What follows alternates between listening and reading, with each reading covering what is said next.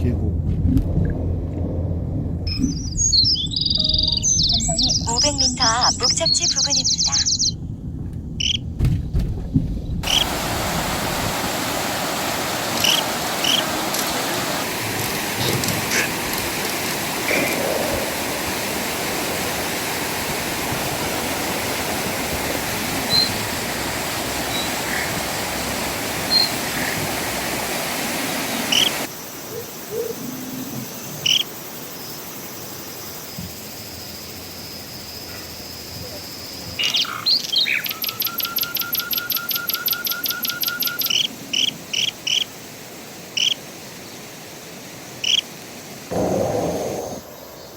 와.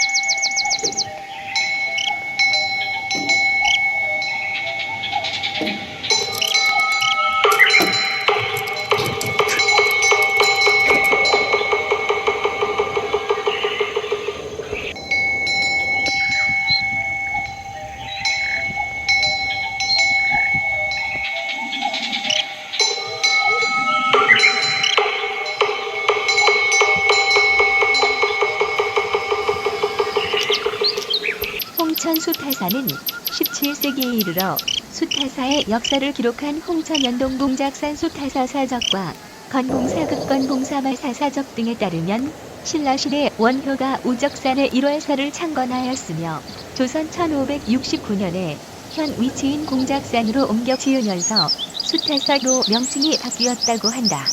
이후 임진왜란을 겪으면서 사찰 건물이 전소되었는데 1636년 공삼대사가 사찰을 중창하여 현재 이르고 있다.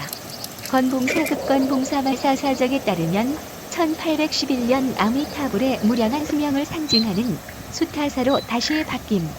홍천 숫하사 대적광전은 정면 3칸, 측면 3칸의 연못과 부연이 있는 겹쳐마 다폭의 팔작지붕 건물로 조선 후기의 건축 양식을 잘 간직하고 있다.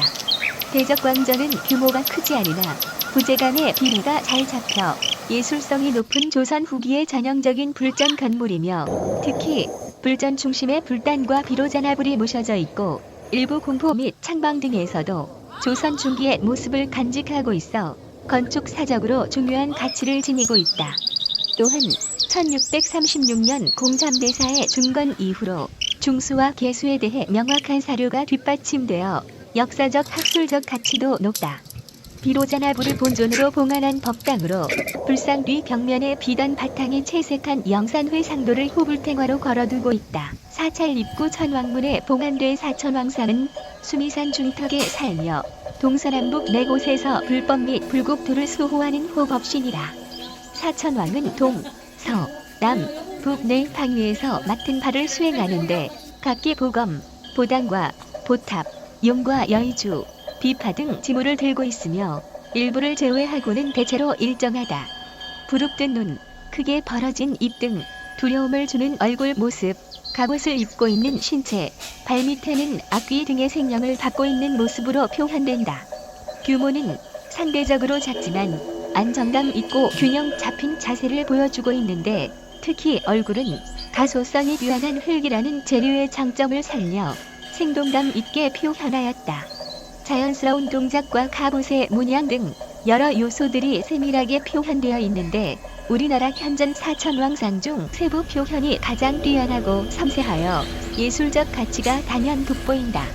사천왕상과 함께 조성된 생명인 야차 8구가 온전히 전하고 있으며 서방 광목천왕의 지물인 사자형 사수는 17세기 전반 서방 광목천왕의 지물 중 하나로 등장한 보서 몽고스에서 변천한 것으로 보이는데 보서 몽고스가 우리나라에 도입되어 소멸해 가는 도상의 변천 과정을 이해하는데 단서를 제공한다는 점에서 조형적으로도 중요하다.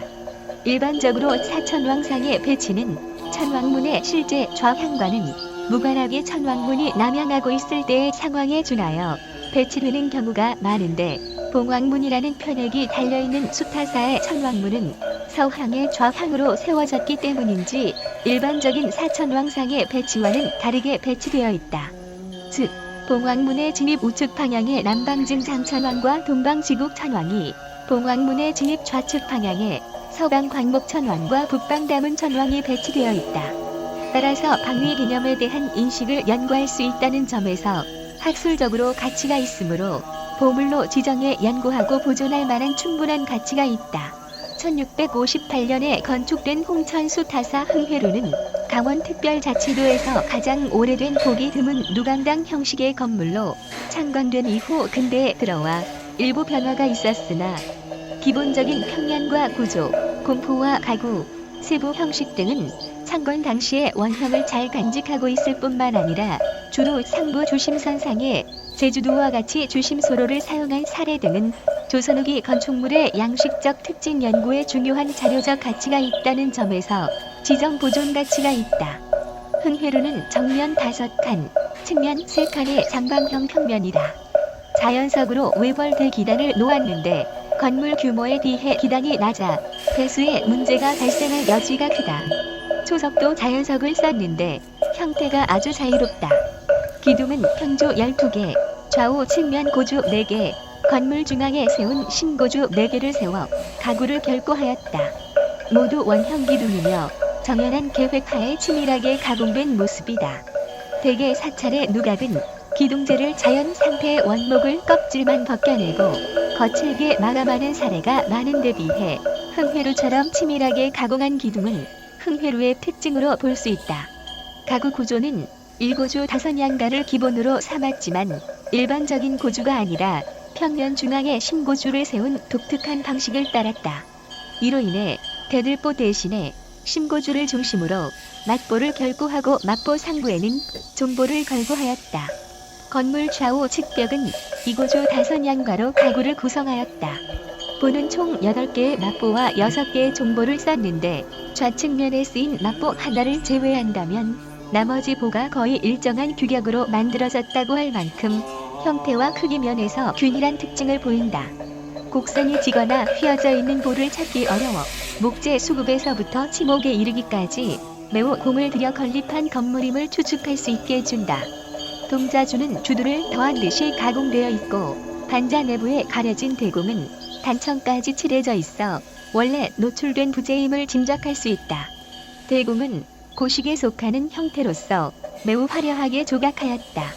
평주에 결구된 창방 단면은 양보를 깎아내어 기둥 모습을 도드라지게 처리하였는데 이런 방법은 기둥 모양에 맞춰 결구하는 방식에 비해 고식 수법으로 알려져 있다. 공포는 주심포식 공포를 결구하고 있으며 출목은 웨일출목이다. 출목거리는 전후 모두 320mm이다.